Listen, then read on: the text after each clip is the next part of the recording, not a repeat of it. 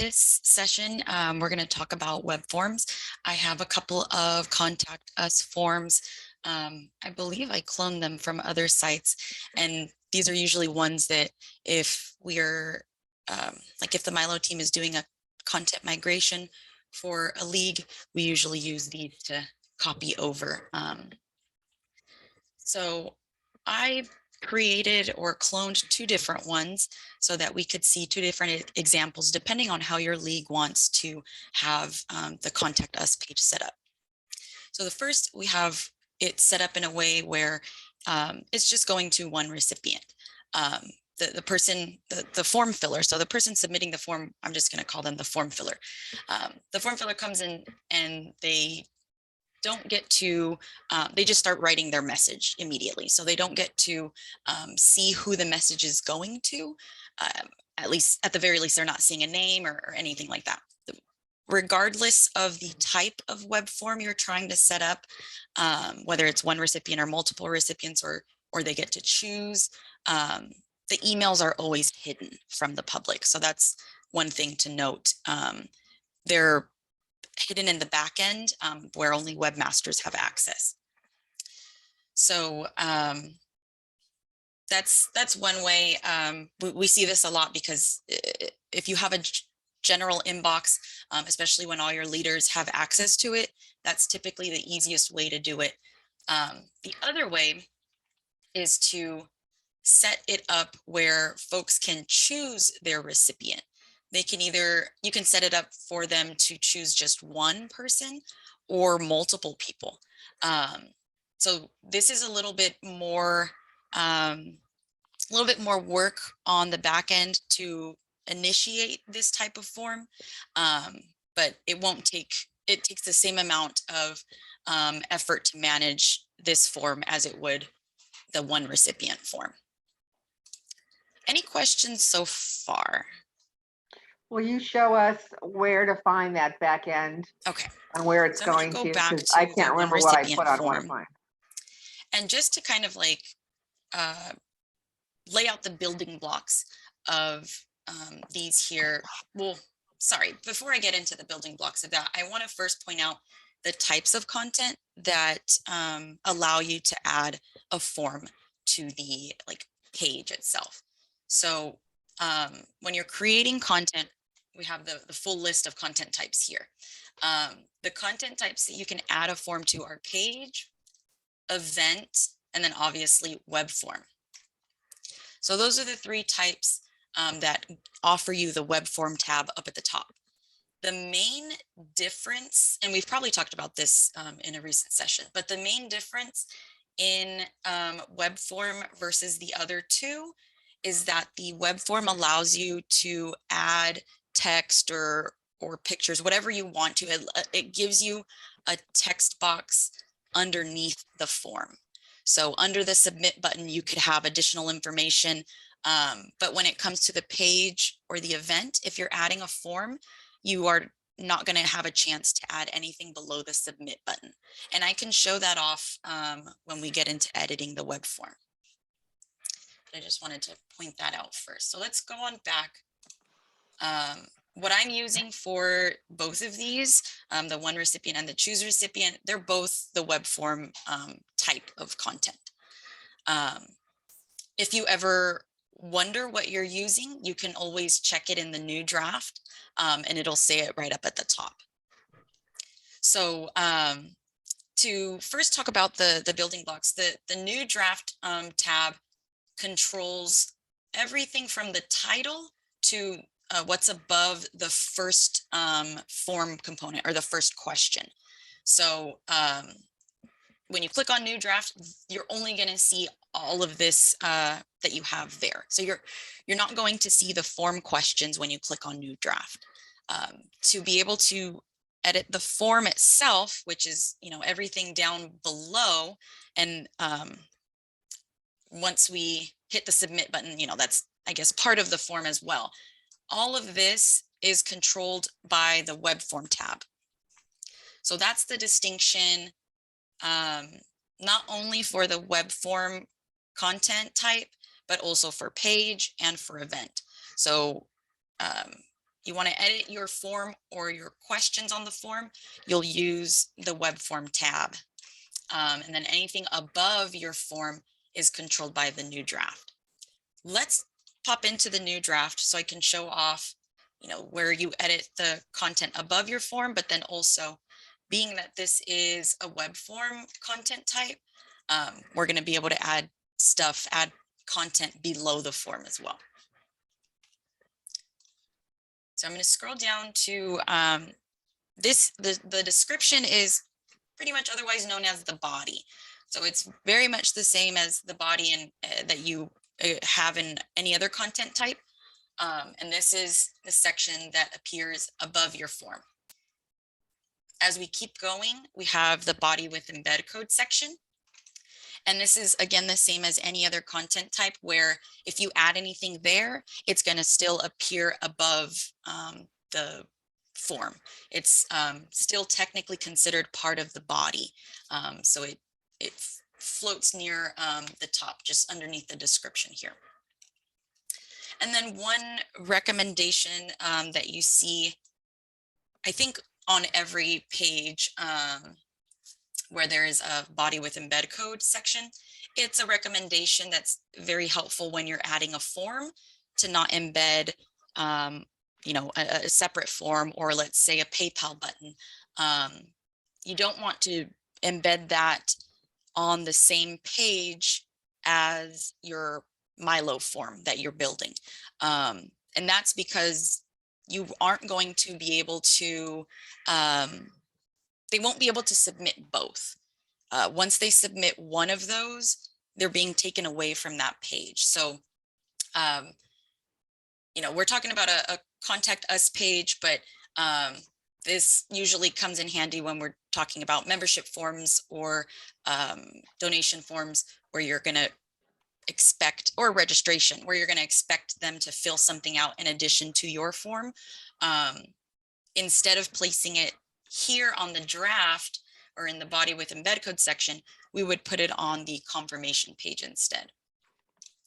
But then going beyond that, so now here, like I said, because it's a web form content type, we have the section content below form.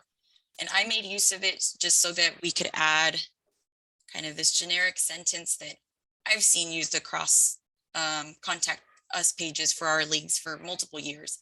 And so that's the main difference. Let me just actually quickly show the difference between like a page or event when you're looking at the draft side. So I think I have, this should be a page. Yeah. So, and even I can tell quickly that this is the page because it's now telling me here. But again, if I didn't have that clone link, I could go into new draft and it'll tell me edit page. But see that I have the web form tab as well, even though we're working on a page this time.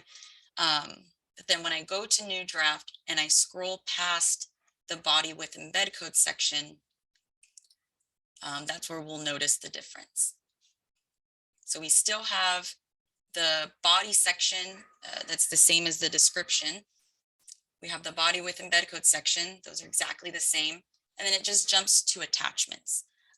So it doesn't allow you to add a paragraph or, add additional content under the form. So coming back to the web form, with the content below form section, it allows you to add as many paragraphs, like paragraph boxes, as you'd like. So it behaves the same as the body with embed code section, where the more paragraph boxes you add, you can drag them and rearrange them, reorder them, things of that nature. So I'm going to go ahead and did I make any changes? No, I'm not going to save. I'm just going to jump back out to view published. And actually, let's go to the web form side now. So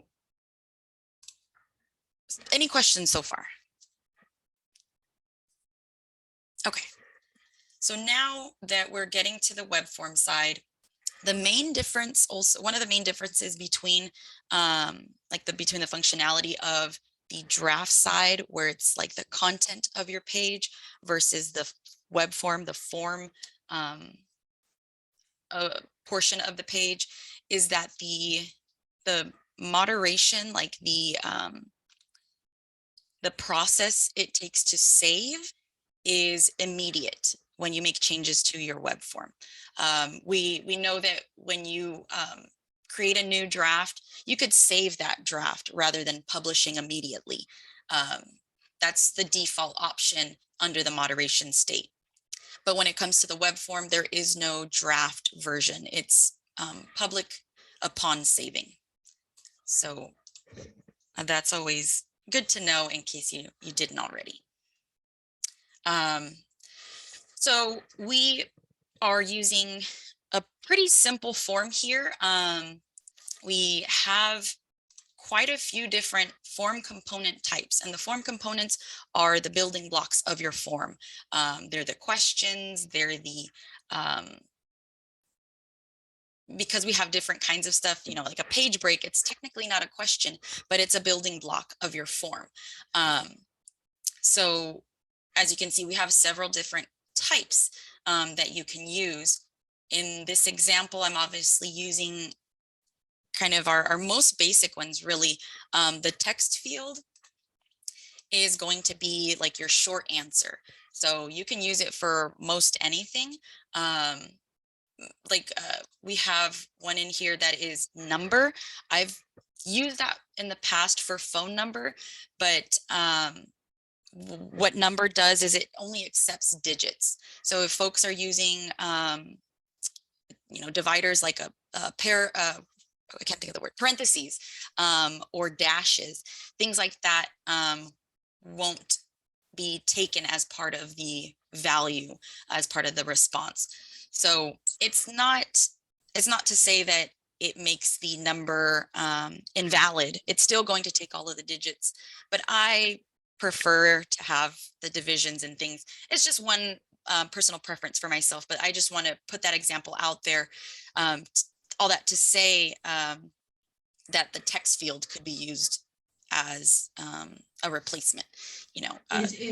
Text field is a very universal form component type that you could probably use for almost any of your questions that you're going to ask. The next one that I have is email. This one is necessary to use when you want the form filler to receive an email after they've submitted the form. That is where the emails tab comes in, and we'll talk about that in a little. And then again, we have another text field because that's just easy to use. And then the text area, it's to be able to provide a paragraph answer. Amarise? By default, Amarise, can you hear me? Expandable. Oh, Barbara, I don't hear you. Let's see. Do I have my volume down? I do. I am so sorry. I've just been going and going. So when I've asked if anybody had questions, I just couldn't hear it. Jennifer had a question. Jennifer had a question before me, so let her go first. Oh, thank you. I wasn't. You were very on top of it. Is going back to the number. Is Yes. that why someone had the question that their zip code was coming out with a comma because they probably had a number?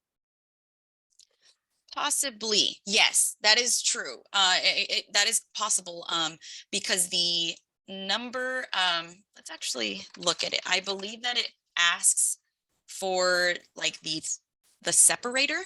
Let's see where that's at. Sorry, there we go. So it asks for decimal places, thousands, separator, decimal point. Okay. Things are all related to digits. So if Right. there's So a zip so if you didn't have the comma clicked, then it wouldn't do it. But because it's a zip codes are 5-digit numbers, it's got the comma clicked. So all they have to do is either change it to a text field or None. Yeah, exactly. If they want to just keep using the number field, because by default, the comma is selected, so it's going to render the number as a numeric value or a digit, you know, counting numbers, rather than just being a flat numeric value. None will be the easiest way to move forward. If they are still encountering problems, then yeah, delete the number form component type and recreate it as a text field. Thank you. Okay, Barb's turn. Yeah, now my turn. So on to the phone number, back to the phone number. If you have it as number, if you have it labeled as number, they put hyphens in, do they get an error, or does it just ignore the hyphens? Exactly. It'll ignore the hyphens. It still takes their responses. It just spits out a long string of numbers to you. And again, if it has the commas set as the thousands separator, then it's going to use that as well. So you'd want to hit none. Yeah. Any other questions so far? Okay. So I'm going to jump back to the form components.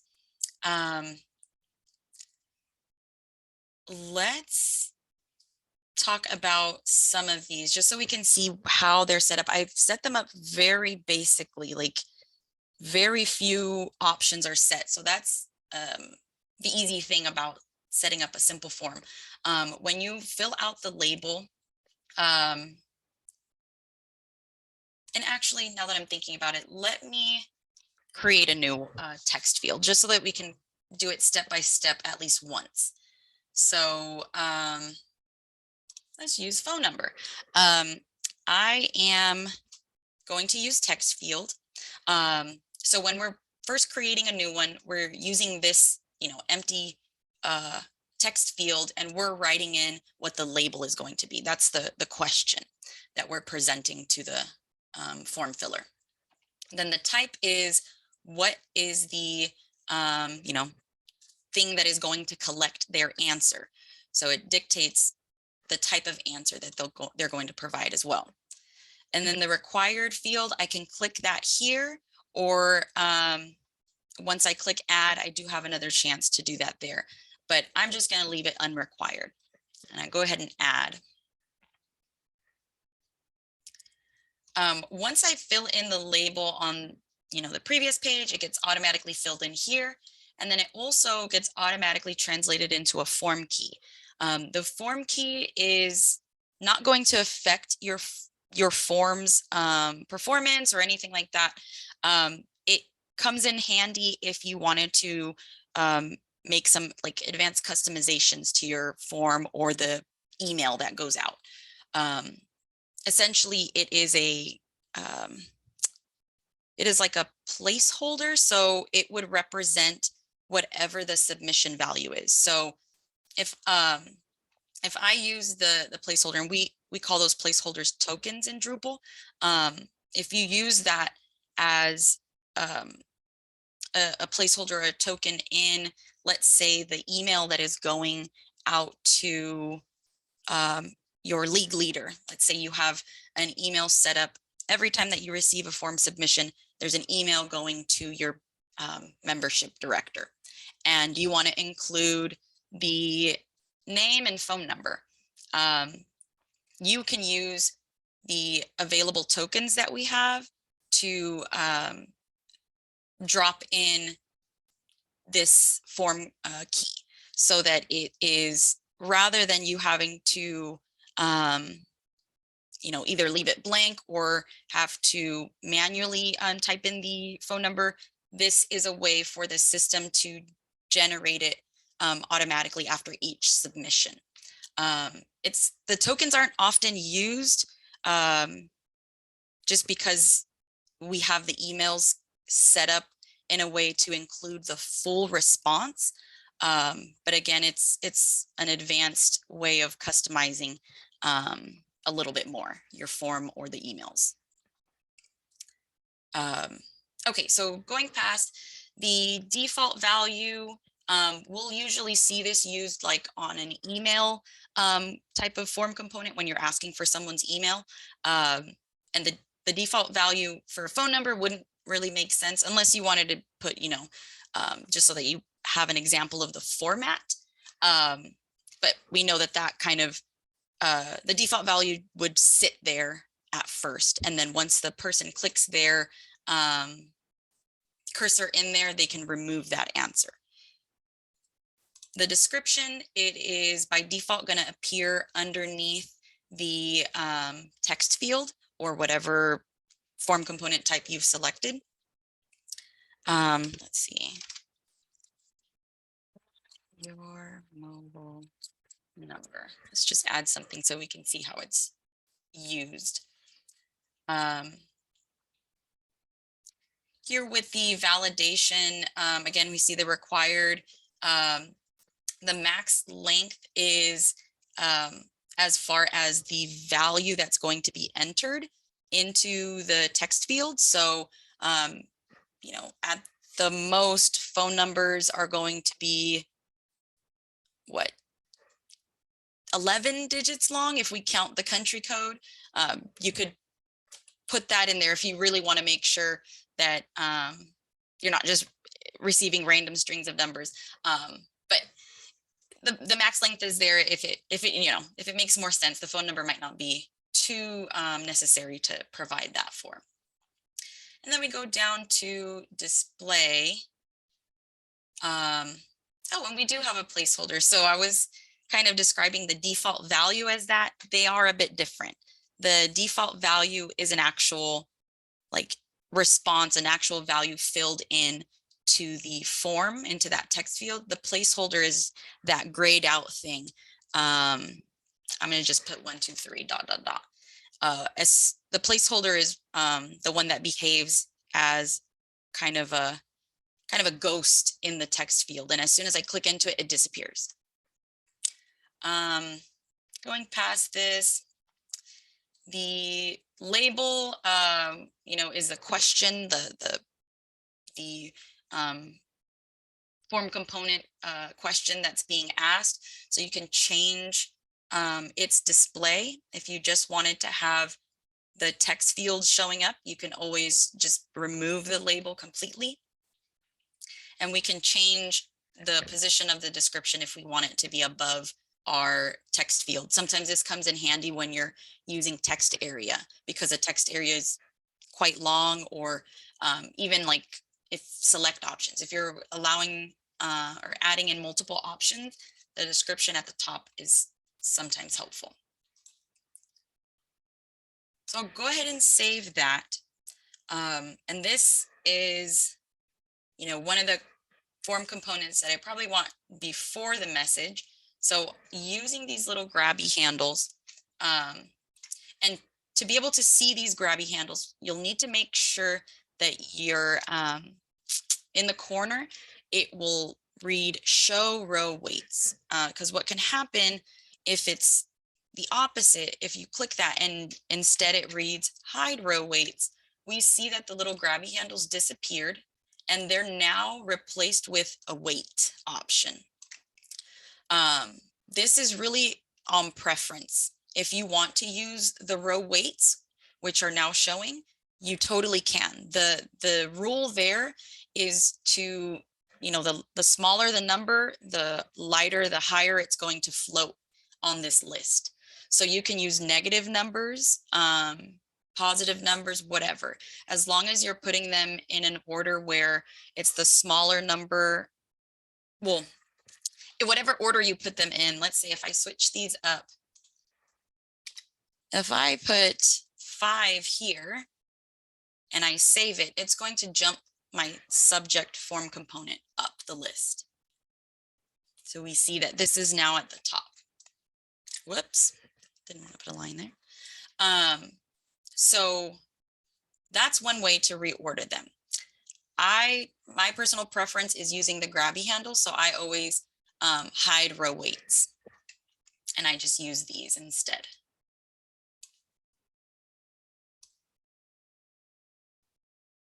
Let's do that. And You can drag multiple form components around at a time. This warning will always come up just to kind of remind you that you need to save it. And then we've successfully rearranged our form components. This may happen where the new form component is kind of sitting in the middle. It follows the last form component you've just added, but it won't. So let's just add a quick. Let's do quick notes. I'm just going to add one quickly, just to show off that it won't stay here. It's going to drop to the bottom. It just kind of sticks to the last one you added until you add a new one.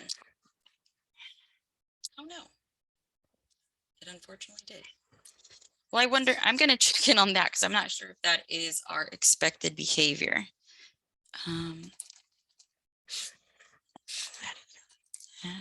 Any questions in the meantime?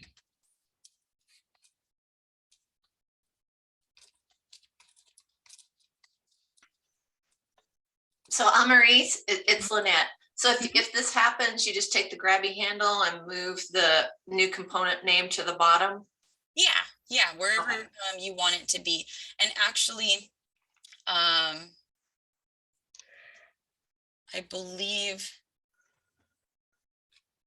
that is it. Let me actually try it one more time to see if it will move back with the last one.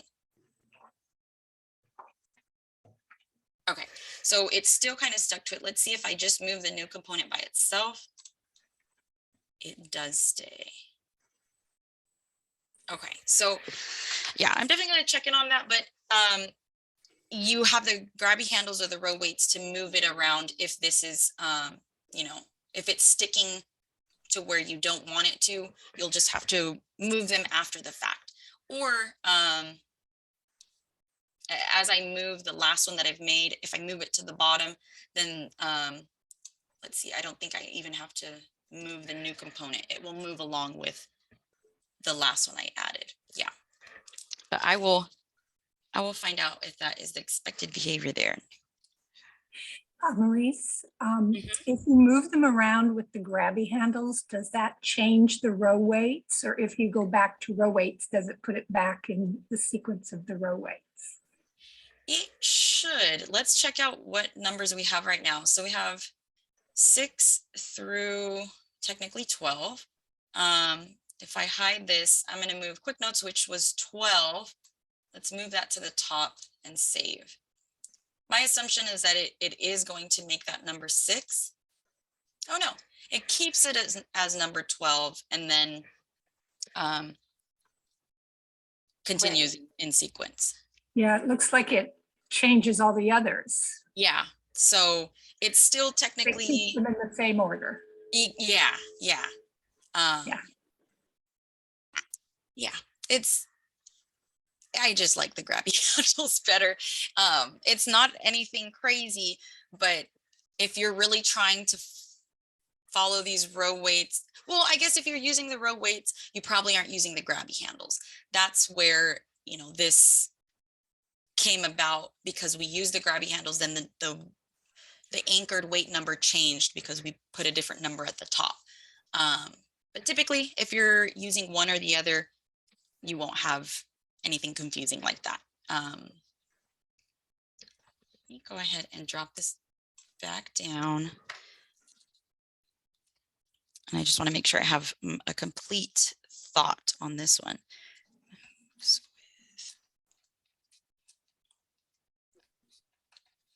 Okay. All right, so we have those. Let's take a look at the email form component, because this is, you know, it's not necessary, I guess, when what am I trying to say? So like I said before, if you are wanting to send an email using the emails tab, using the system's emails, then you will need to use the specific email form component type. Sorry, I'm jumping back and forth. But specifically this one, like I said before, the text field version or type can be used for really anything. So sometimes we see folks, we see leagues using the text field to collect email addresses, and that is going to collect the information just fine. The only downside is that you won't have the functionality of the emails. That only is compatible with the email form component type.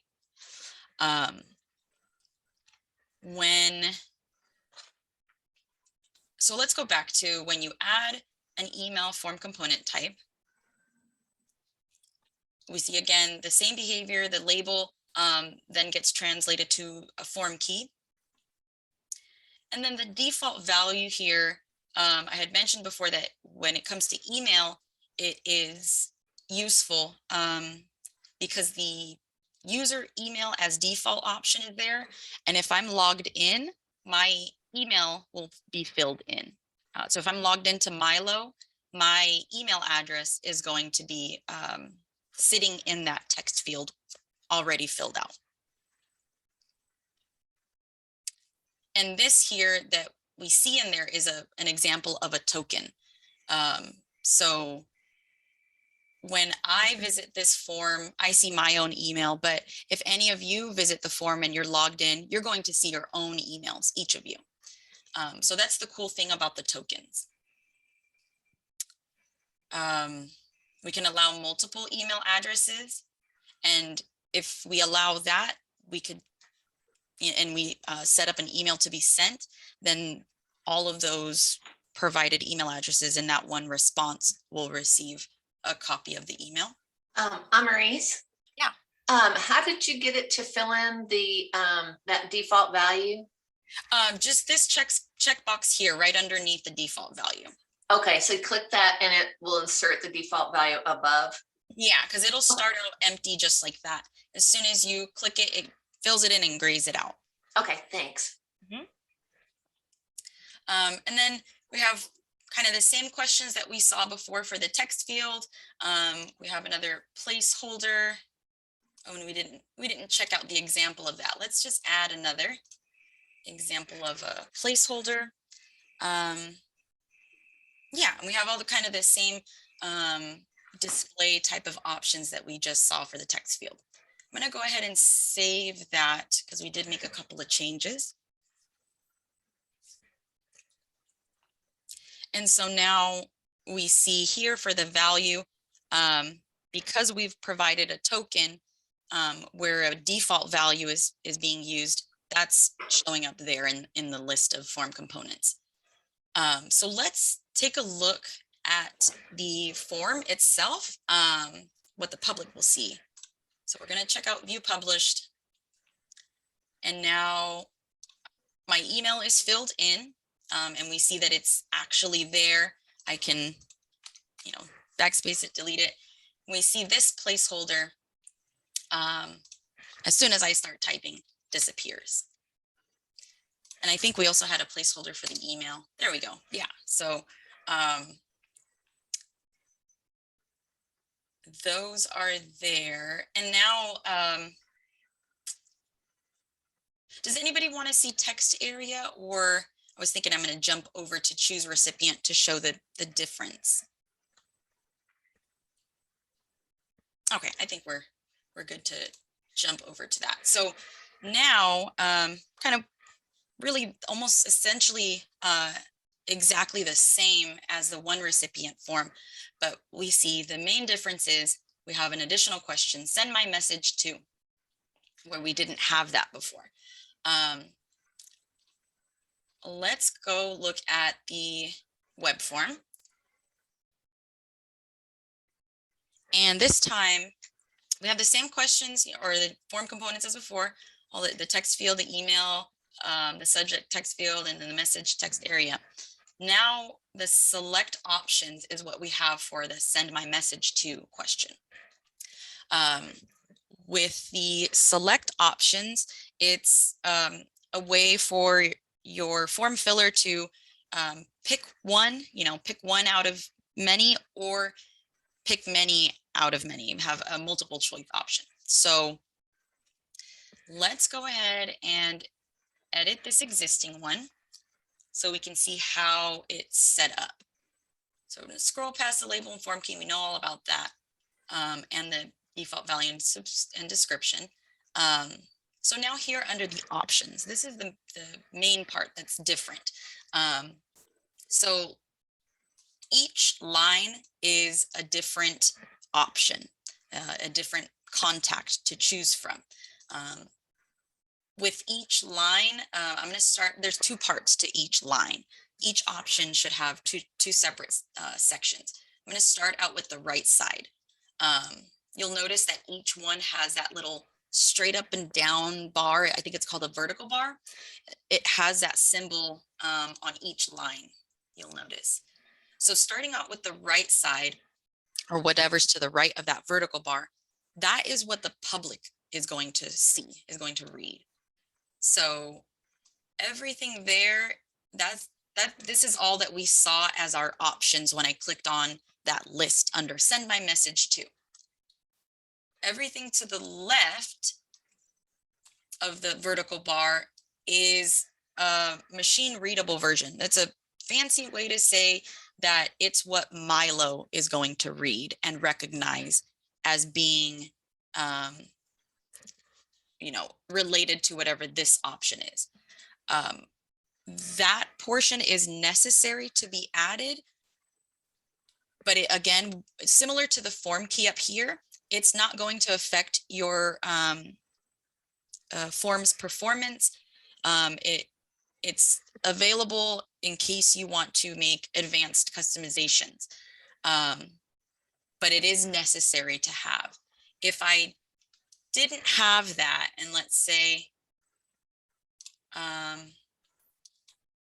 if I just went without, the vertical bar and everything to the left of it, it's going to give me an error. So I'll jump back to talk about the rest of it. But when I try to save that, it's going to tell me specifically that every option needs a key specified. So make sure you have, and it can be simple too. It could be 1, 2, 3, or abbreviations, whatever you want it to be, just as long as there is something to the left of each, so that it has a pair, the safe key, and then the some readable option is what the public is going to see. And one thing too, the spaces are, like if it begins with a space, those are visible too. So that's just one thing to note. Again, it's probably more of a personal preference thing, but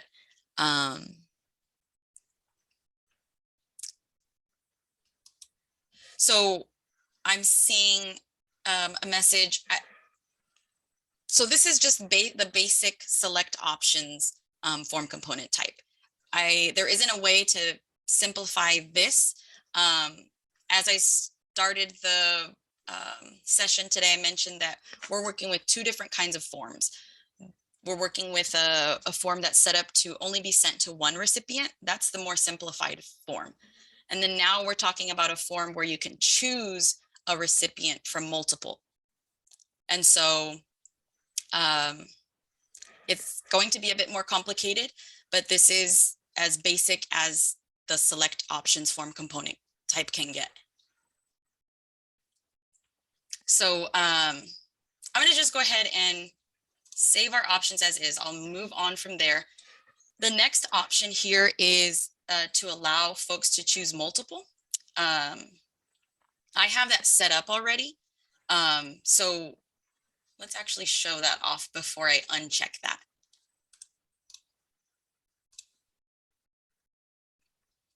So when I click on the list and I actually choose somebody, it has the cursor still there and allows me to choose additional people.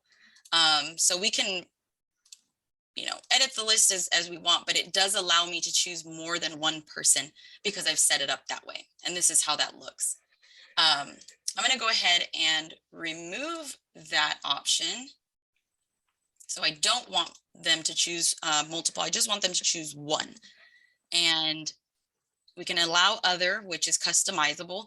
But in this case, because we're trying to find out who they want their message to be sent to, we'll leave that other option out.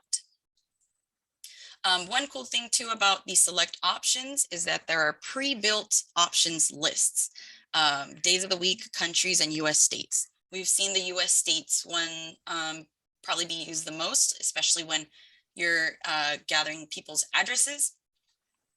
And then again, kind of the same options as before, the validation and the display. But the first two here, we have something a bit different. The list box comes into play because we have options. The list box is what I'm already using, where you click into a text field and then a list pops up. The other option is to, if I leave that unchecked, the default option is radio buttons or check boxes. The radio buttons being the ones where you get to choose one. It's like a bubble. So I'm going to show off the radio buttons option as well. You can randomize the options so that they're random each time the person comes to visit the page. And then again, kind of the same display options down below. So let's go ahead and save this. Amaris, what's the CSS class at the bottom? That is to be able to edit like the formatting of the page, but because we have CSS set up like universally for all MyLO sites, I'm not personally sure if there can be things added there that will actually change the formatting.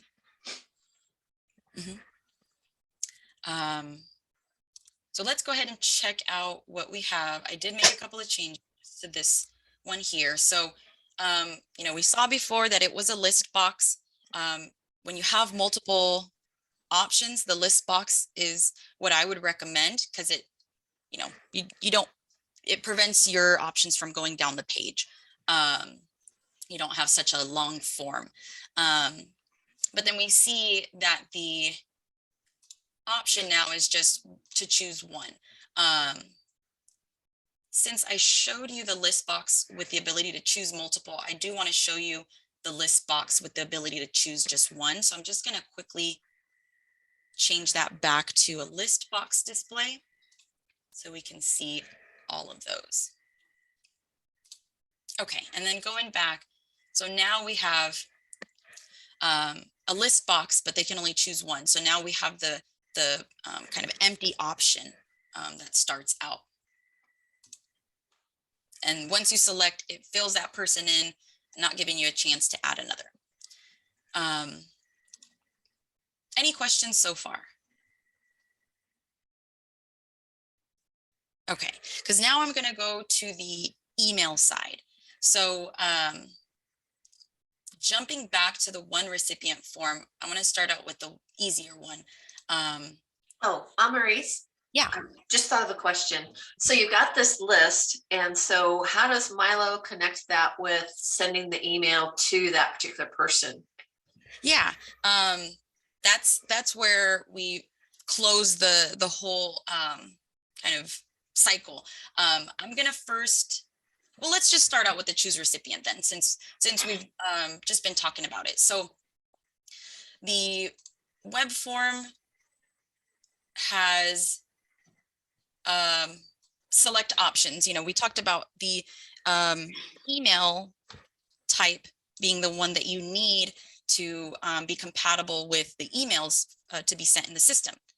Well, select options is one of those that you can also use. It's a tricky one because you can specify the select options, but then you are required to then add each email. So, and I actually have it set up already. So what I did here, instead of typing in an email address, I selected component value instead. And I have two options because I don't know why the autofill won't go away. So I have two options because the email form component type is always going to show up. And sorry, it's a little obscured. Send my message to and your email. Those are my options there. And we recognize those because if I go back to form components, we have form components labeled that way. Send my message to and your email. So that's what we're seeing. And so email and select options are the component types that will show up if you are using them in your form. Let's go ahead and edit the existing one because I've already selected that component.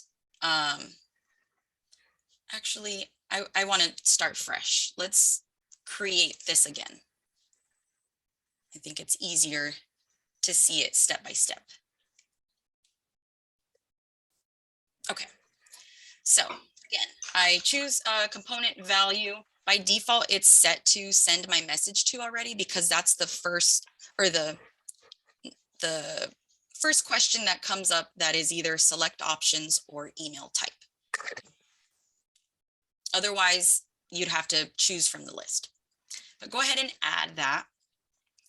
And because it's a select options type, this is how it's going to come in by default. So you'll have the component email options. It'll say option and whatever public options you provided. And then the email address is empty for you to fill in for each option, for each contact in this case. So I don't have any actual emails to be using. But if you are, well, with any use of a web form, you can use your personal emails because again, they're all the email addresses that you will use would be hidden in the back end of the form. So the public can't reach it. They can't even look at it through the HTML of your forms. So whatever email addresses you use will be kept private.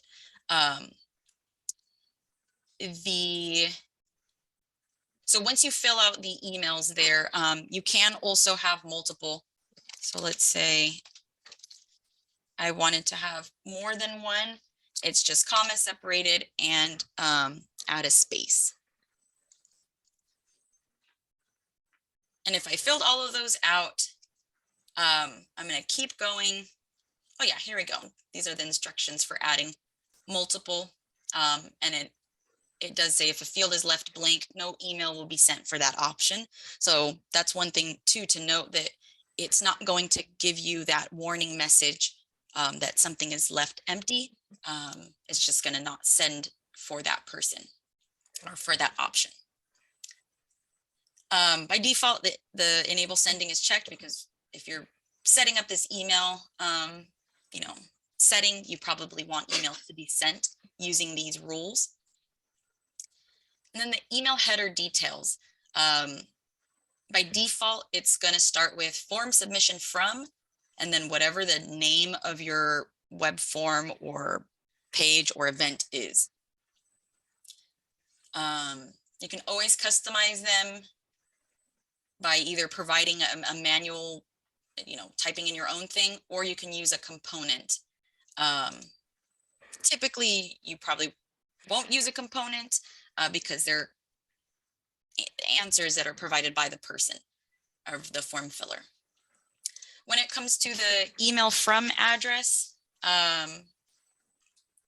if you leave it as default, just note that that is not an inbox that we manage. So if folks do happen to respond directly to their confirmation email, then we won't be seeing the response there. So if you use custom email from, then as soon as they hit reply, then that's the email that they would be replying to, sending their message to. And then at the very bottom, we have the email template.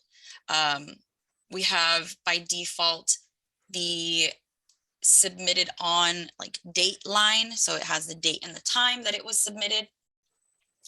The user line will always be there regardless of if the user was logged in or not. It will say submitted by user. Let's say if I filled it out, it's going to say A LeBron, my username, or if it was filled out by a general public user, then it just says submitted by user blank. And here the submitted values are, this is where the form values display. So every bit of that form filler's response, every bit of that form filler's submission is filled in here. Whether or not they answered all the questions, the submission values are going to be there. And then at the very bottom of the email, whoops, there is a line for the results of the submission to be viewed online, and it offers a URL.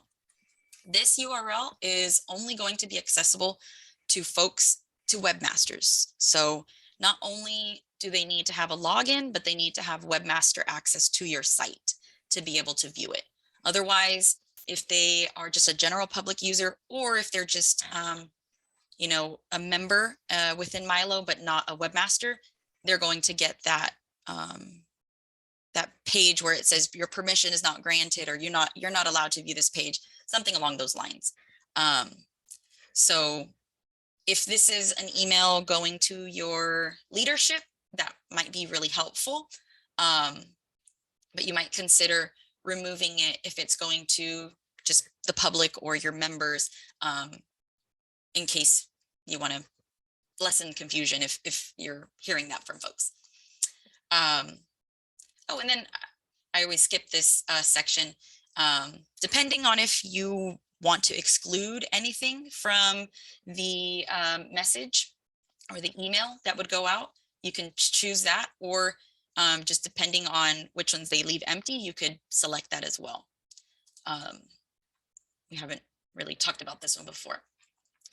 I think, well, I did make changes. Let's see if it does save it with all those blanks that I had in there. Yeah. So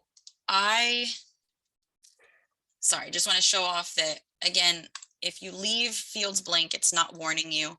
It's just, if someone chooses vote, I want to send my message to Voter Services Nancy Gordy, she's not going to receive anything, and we won't get notified.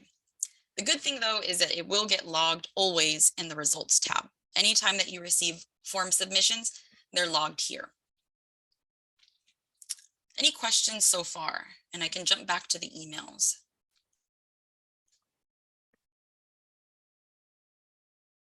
Okay, so now that we started with the more complicated one of, you know, the value of send my message to, all that, let's go with the easier one. The one recipient form. To be able to set that up with an email recipient is super easy. So we go to web form and then emails.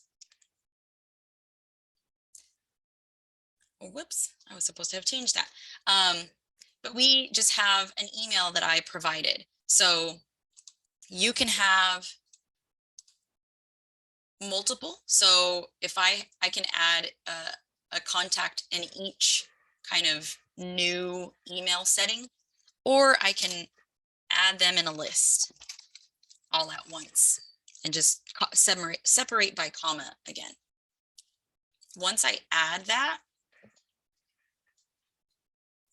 I'm getting the same questions as before, but because it's just a straightforward, just one recipient, or technically not a select options, I'm not getting, you know, additional fields to fill out. We go directly to the email header details, and it's the same as before. I can make changes there, and we have the template and the values that you want to include. So the one recipient, or I guess it's not really, the difference is not one recipient versus choosing a recipient.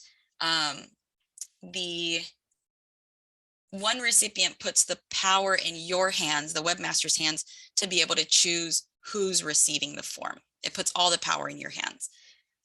With the choose recipient form, it puts some of that power into the form filler's hands.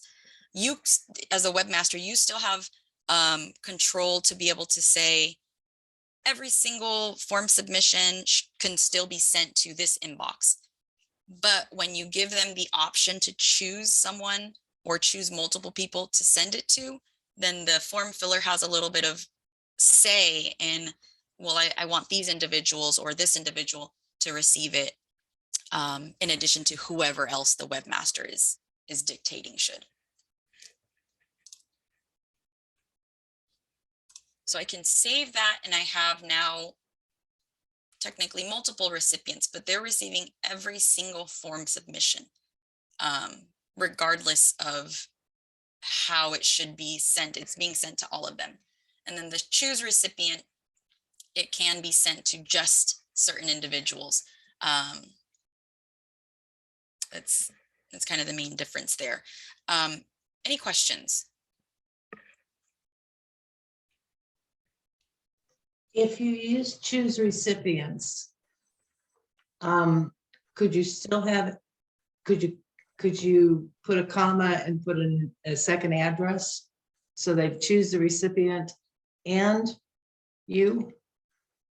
Yeah, definitely. So let's say we want to guarantee our messages get to somebody. So we've already set up, let's pretend that I set up this email option so that each person, each option in there, the voter service, the president, each person has an email address associated, so that when I choose to send my message to membership, it's going to membership@league.org. But let's say I also want to make sure we're receiving those messages into our general inbox or whatever. We can add multiple, but we can add the one that I'm adding now, the fact that we are just manually typing in an address or addresses, that's going to guarantee that every single form submission will come to lwvc@lwvc.org and alebron@lwvc.org. So that can be kind of my catch-all, versus the other email setting depends upon the user selecting who should receive. Did that answer your question, Jennifer? Yes, but what if you want the user to receive? I mean, good question. Multiple. So when you're putting in, you know, the president's, could you put a comma and then a LeBron? Yes, like if you only want a LeBron to receive the inquiries that are sent to the president, then that's what you would do. But if you want a LeBron to receive every single inquiry, regardless of who it should have been sent to, then you're going to add it how we just added it now, separately. Okay. And then So it would be in the example you're giving now, it would be send my message to, as well as the other two places. So it'd be being sent to 3 places. Yes. Well, Thank you. and depending on how you have each option or each contact set up for send my message to, like this one, we technically have 2. So if someone sends their message to Kathy Peters, their message is going, well, let's pretend this message or this email is something else. There we go. Now the message to Kathy Peters, it's getting sent to 4 places. But yeah, you're on the right track. And then you brought up a good point too. If you want the form filler to receive a copy, then it's similar to the first one that we added. So instead of typing in a manual address, because we don't always know the form filler's email, the component value is what you want to choose. And instead, this time we use your email, because that's the question of what is your email. So if we use component value for that, that means we are using the answer to this question as the recipient. So now, are these blind copied? Blind Does it- copy. So if you did that, would the person who got the email, you know, the copy of the email that went out to the president, would they have the president's email address? No. So all of these messages are going to be sent by the MyLO system. There isn't any connection Okay. between messages. Yeah. Thank you. So yeah, if we set that up, and actually, let's test it out. I don't have any of the send my message to email addresses set up properly, but we have at least the other ones. So let's test it out. I'm gonna go ahead and save the default. So, well, actually, let's fix this. So send my message to, we're gonna set up Nancy. So we're gonna message Nancy, I need, whoops. Let's just do that, that's fine. Yeah, you can send it to anybody now. There we go, that makes it easier. I don't have to remember one person. Okay, so I have, and you know, the send, if you're using this, we obviously don't want to use the same email address for everybody because that just defeats the purpose of using the select options. But just for this example, we have the send my message to set up with my Gmail.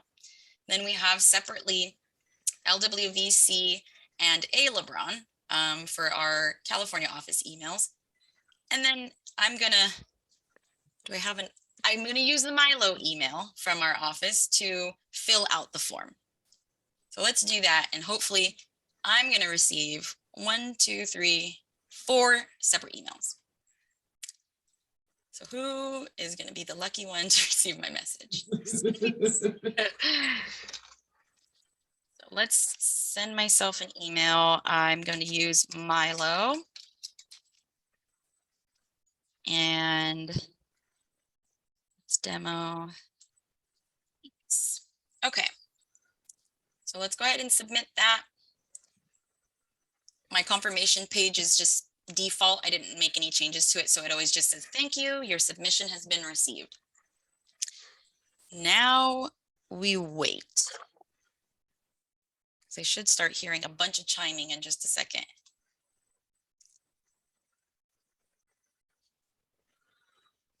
And this is a default setting too here. You have already submitted this form, view your previous submissions. This along with, typically by default, you have a, what is that called? A pager, like it shows you the start and the finish line, a progress bar, that's what it is.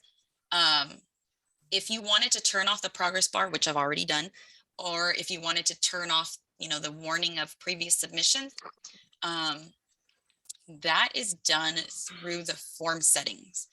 That's where your, the form settings is where you're also going to find your confirmation section, the message section. So anything that you add here, it replaces that default message. Thanks, your submission has been received, or whatever we just read. I just heard my computer chime. So let's see, did I get something already?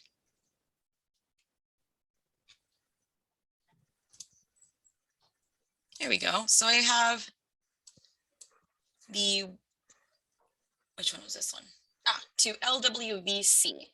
So this was one of the ones that this was the one that I listed with A LeBron at LWVC. So these were like my league leaders, A LeBron and LWVC. And that's what it looks like in your, at least in Outlook. Let's see if I got the others. Yep, I got the one to MyLO. I use that when I was filling out the form. So this is the form fillers copy right now. And then I should have 2 in my inbox. Let's see. Yep, so this one is to my A LeBron. Yes, this was listed along with the LWVC at LWVC. And then this one here. I didn't realize that I had used the name, the form filler's name as the subject. So that just goes to show that if you do choose the default values or the component value as the subject or the email header, or the recipient and all those, it does fill it out based on the response that the form filler gave. So let's say Lynette, if you filled out the form and received an email, instead it's going to say Lynette as the subject. And so it customizes for each person. Okay, so this is their confirmation. This is the verbiage that would be on their confirmation email. Mm-hmm. So if we put, if we go back to that form settings button and then to that form submission and type in extra verbiage, like thanks for submitting your question, we'll be back with you in 24 to 48 hours or something. If you type that in there, will that list first and then all their submission answers? Here in the confirmation message, it's going to show up on the web. If you want to, if you wanted to have additional stuff here in the email, you'll have to edit email template. So go back to the emails tab, and then whichever recipient we're talking about, you know, let's start out with the public or whoever's filling out the form. We want to make sure that we tweak some stuff there. So we edit that email setting, and then we change specifically this template. You know, like I said, one of the first things you could do is remove the results URL because they're not going to be able to reach it. And then, yeah, start typing in. The only thing is that you do need to use HTML formatting. If you just start typing, that's fine. It's just going to be stuck to the bottom of the last question, the last form component. So knowing some really basic HTML can be helpful. Whoops, I did it backwards. You can use the paragraph tags that we're already seeing here. The only thing there is that you have to separate or you have pairs. It doesn't have to be capitalized. So with the paragraph tags, you have opening and closing tags. Another tag that works very similarly is the break tag, the line break tag. And that one is just by itself. It doesn't come in a pair. So those are helpful. Some of the others is like making something bold. It comes in a pair as well. Italicizing, again, comes in a pair.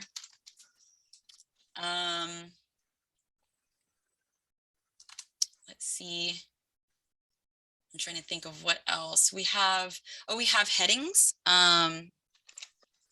Whoops. When you say it comes in a pair, does what you want to be in that paragraph go in the middle where the H is, and the That's pair right. is on the outside?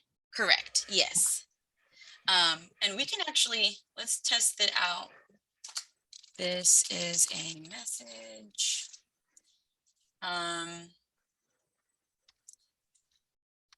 Let's see, I'm going to put a heading up at the top. So, you know, usually we use our headings to separate our sections. These headings, though, are going to depend on the receiving program, like the email program that's going to open it. But most email programs are equipped with the most basic headings sizes. We have headings, well, at least in MyLO, we offer heading size 2, 3, and 4. And so those are some that you can use. You can possibly even go down to 6. I think most email programs may offer that. So if you just want to keep making it a smaller header, but it's still kind of standing out, you just change out the number. So heading 2, heading 6, heading 4, whatever it is. Say thank you for your submission. We're just going to repeat that line that they were going to get on the confirmation page. And again, we close off that line with the closing tag. So if you ever have an opening tag and you forget the closing tag, what can often happen well, sometimes it may not interpret where the ending should be. And sometimes the system is going to add the closing tag somewhere, but it may not always catch the exact place it should be. So just know that if you forget a closing tag, you'll want to double check, because sometimes if I didn't close off this heading 4, it might make my entire message heading 4 size. And that's typically not what I want.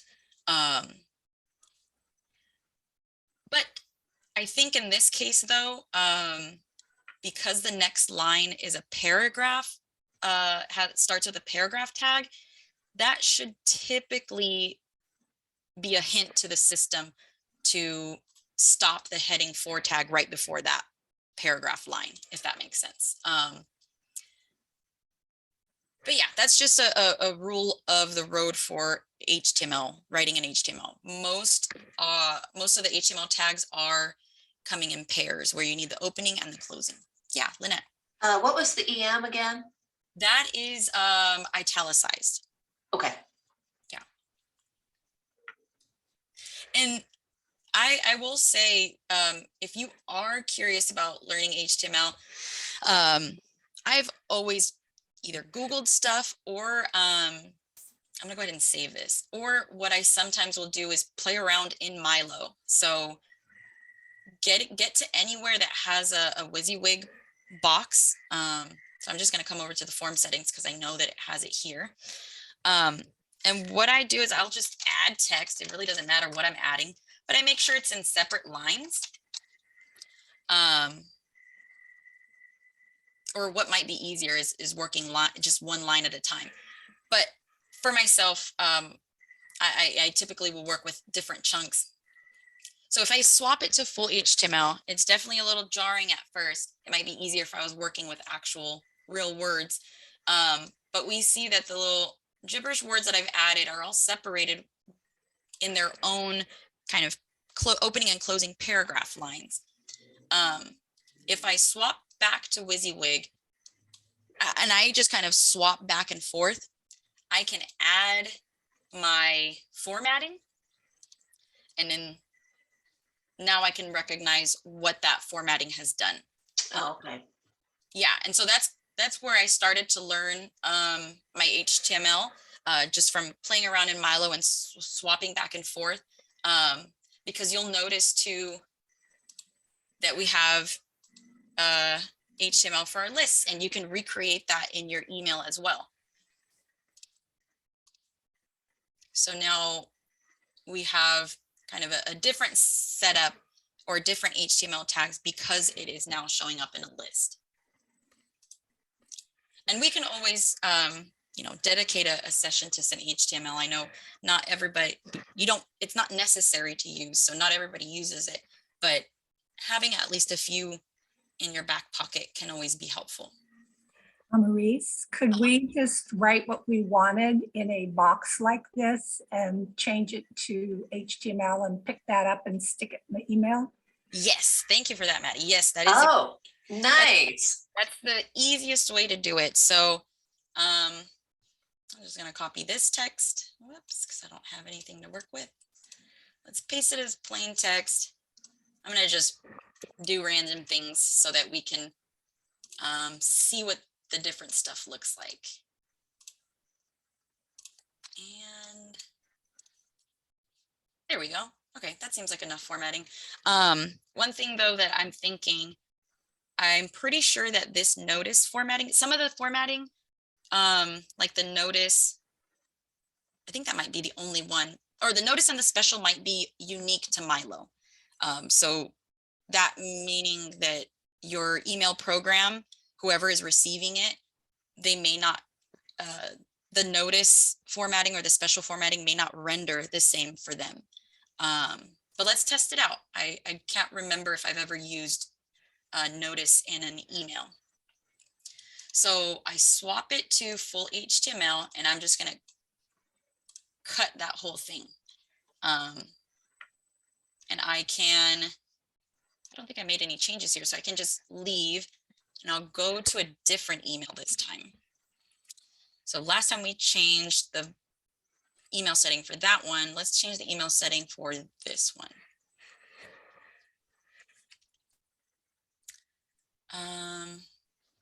We'll put it at the top.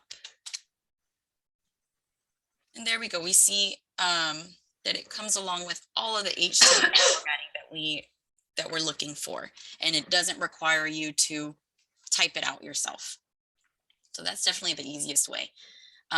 Let's go ahead and save this because I'm going to resubmit the form. Okay, yeah, let's check that out. So this time we'll send it to Frida. I want MyLO. Okay, so we'll submit that. And it'll take a minute or two to get to me. Any questions in the meantime while I'm waiting on that, on those messages? That's a really nice solution. Yeah, it makes your life easier to not have to know too much as far as the HTML. And yeah, it allows you to make big customizations. Amherst, I think you said that we could go to another MyLO site of another league and copy their form and put it on our site. Is that possible? You won't be able to do it yourself, but you can let us know and we can clone it to your site. Oh, But then we can still edit it, right? Once we clone it to your site, it's yours to be edited and yeah, managed. As far as your ability to clone, like any webmaster's ability to clone, you're only able to clone your own stuff. So that's why you're not able to clone across leagues, but also just because you've brought it up and I think it's worth mentioning. Let's say you have a league of multiple webmasters or, you know, there's some content that was created by somebody else. The author is going to list, you know, obviously who the content belongs to, and that dictates who has the ability to clone that content. I'm logged in as LWVC demo. So technically I can clone all of these, but let's show off how you can change the author if the author wasn't set to you. I can use the operations and I'm on manage content. So I just check the box for the item. We're just talking about author right now. So if I'm wanting to change the author, I can execute and then start typing in the username or the email address. It'll bring up the right user either way. And then once I assign that, it changes the author and then also just to show the difference between one that I'm the author of as LWVC demo and one that I'm not the author of. Oops. Oh, sorry, slideshows are not clonable. So that's probably why it's not allowing me. There we go. Okay, so I have a contact form. The one recipient belongs to A LeBron, which is my admin account. And then LWVC demo has clone of contact us. So let's first look at that one. And here it gives me the ability to clone this web form. And that's because it belongs to LWVC demo, or LWVC demo is the author. This one though is authored by A LeBron and the option is not there.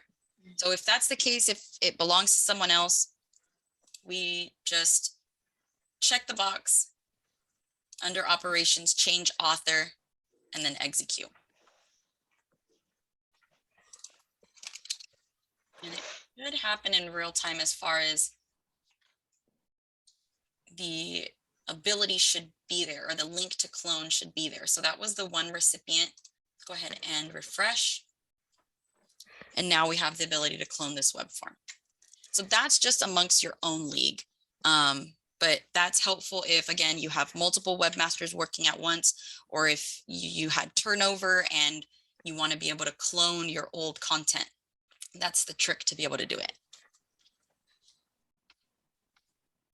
Where's my mouse? Oh.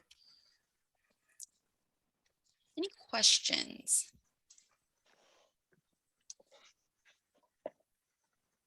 This is not related to forms, but did you say that somebody, either you guys or National, is working on an update of MyLO or a new platform?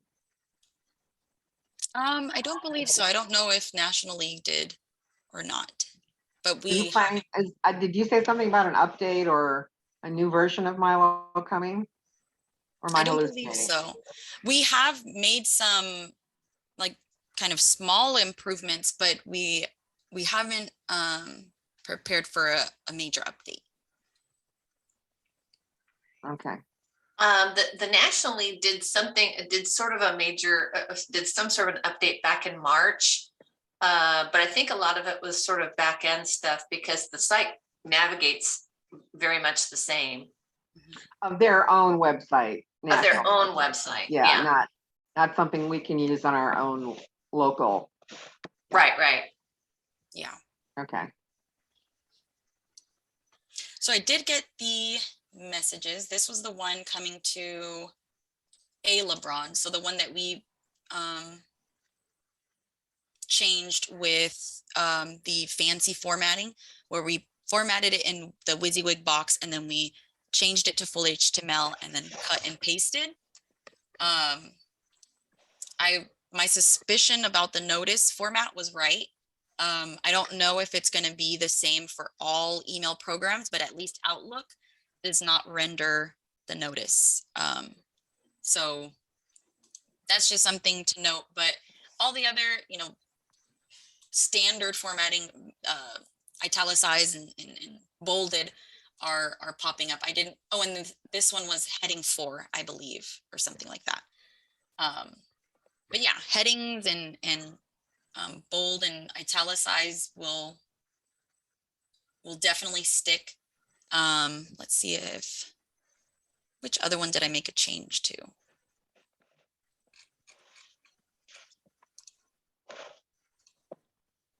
Here we go. It was the one to MyLO. So down here, I believe I added this is a paragraph break or a paragraph tags here that I added. So the paragraph adds padding above and below. And then below that, the single space above the lowercase high is that break, the line break.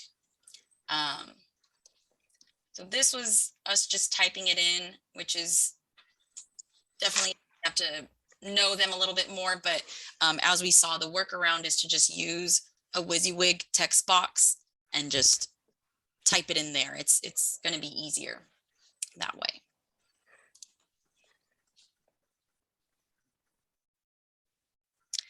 Any questions?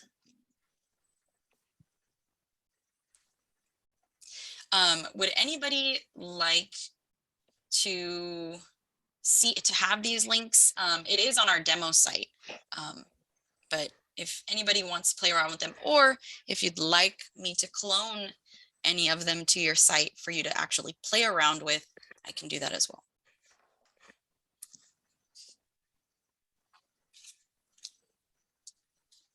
Okay, folks. Well, I think that calls it.